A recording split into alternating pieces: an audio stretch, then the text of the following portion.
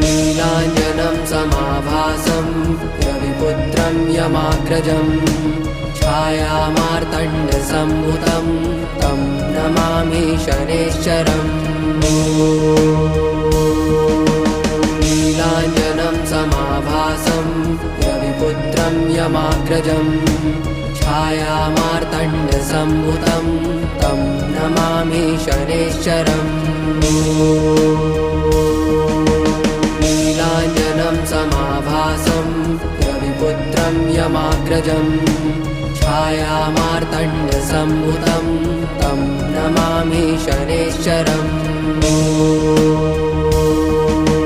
नीलाञ्जनं समाभासं रविपुत्रं यमाग्रजं छायामार्तण्डसम्भुतं तं नमामि शनैश्चरम्।